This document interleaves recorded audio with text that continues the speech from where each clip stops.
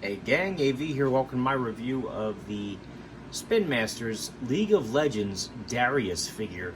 Here he is in the packaging. As you can see, he is a blister carded figure, a first edition according to Spinmaster up there. He is part of the Champion collection. You can barely make out his axe in the packaging there. It's kind of blocked up by the cover art, as well as his figure base in the back. I was reading the back of the card prior to doing this. He is #1 in the series, by the way, and apparently he's from the League of Legends, which is a game by Riot Games. Now you know just about as much as I do about it. Unfortunately, I don't know anything about the franchise. I just saw the figure on the shelf and I thought he looked pretty cool, so I brought him home. So up here it says Darius, the head of Noxus, sorry. Darius, the nation's most feared and battle-hardened commander, leads from the front of the Trifarian Legion, showing little mercy to friend or foe. It says that in a few different languages right there. Some legal mumbo-jumbo there at the bottom. That's him holding his axe. Product shot, close-up of the axe down there, which is more or less his only accessory besides his base. And that's all I gotta say about the packaging, although it is kind of nice. It's a good looking box. Alright, so let's open this up, see how cool the figure is. Alright, so there's that.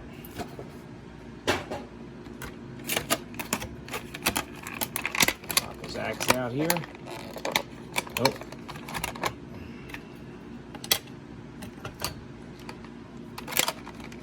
We got a rubber band. There we go.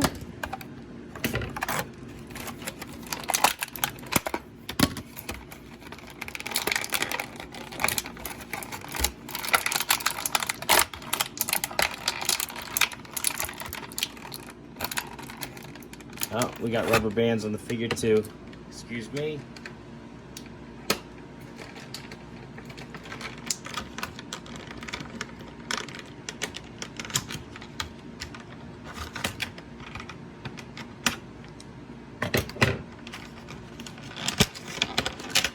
There we go. Alright, let's just get this crap off of him. Alright. Stand him up right there. Alright, first and foremost, we're going to have a look at his axe, which is pretty gnarly looking. It's got like a molded skull there on the axe head, which is there on both sides. It would really show up with some weathering if I did some like a nice wash on this. Pull out some of that molded detail would be nice. Nice looking fantasy axe. Here's his figure base. Just says copyright blah blah blah China on the back. Big L there. A single foot peg. Which, let's see here, fits pretty snug in the figure's foot. Alright, have some look at his detail. Get the light closer to the camera here.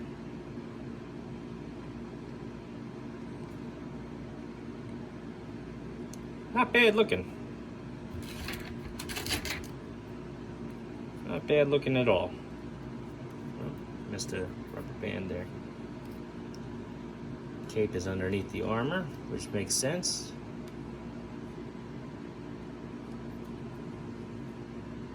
Nice looking armor on him.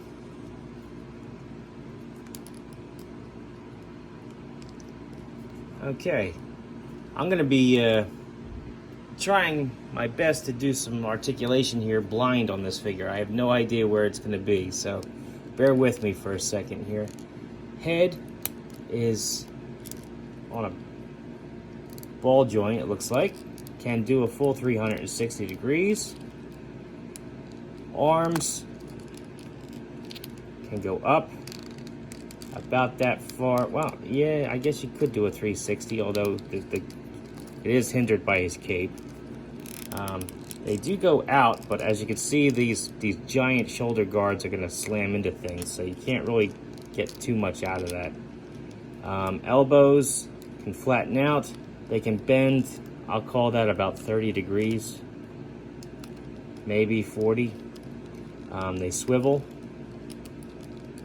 left and right. Not really 360 because he has a molded on elbow. Hands, no articulation there. Get this arm out of the way. He has a diaphragm joint, which allows him to go side to side slightly. Back hardly at all, and forward hardly at all. So he's just got a little wiggle there. Legs can go up about this high. Back, not at all.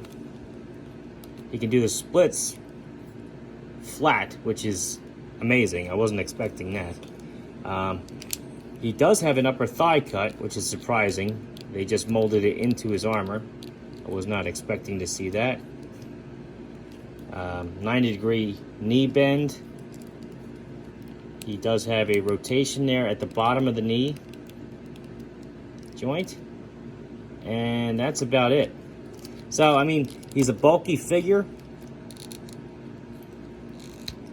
And he wasn't expensive either. He was only like 10 bucks. So,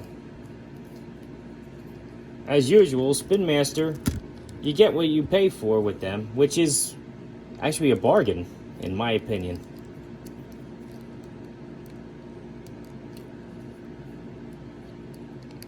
Because he does look good, and let's face it, as adult collectors, you're just going to put him on the shelf. You don't really need him to do ninja poses if he's dressed like this, so... come on, stand up. There we go. I think he's pretty cool. Let's do some size comparison now. Here he is next to a vintage G.I. Joe figure, Snake Eyes. 3 3/4 inches. As you can see, he towers over him. Same can be said for Luke Skywalker from the vintage collection. Here he is next to a more modern G.I. Joe figure, the Dollar General Cobra Trooper. Taller than he is as well. A Boss Fight Studio blank. This is a night blank too, so this is going to be the closest comparison to the figures that I plan on posing him with. I think he measures up pretty good. I mean, he's tall enough to be menacing, but not so tall that he looks ridiculous. Here he is next to a Marvel Universe Captain America. And last but not least, we have Master Chief. 1/18 scale Master Chief, who is taller than him, but not by that much.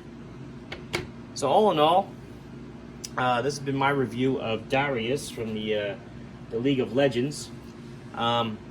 Pretty cool figure. Like I said, he was only $10, so you really can't go wrong. I mean, he's going to look good on the shelf.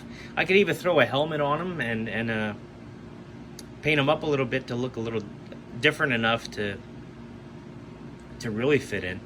Like I said, the axe is a nice sculpt, which give it a black wash, it would really make those molded details pop out. I think for 10 bucks, he's a damn good figure. So anyway, this has been AV. If you like this video, check out my channel where you see a whole bunch of other 1/18 scale content, figures, vehicles, accessories, you name it. A few comic books here and there as well. If you like what you see there, then please subscribe. And as always, thanks for watching.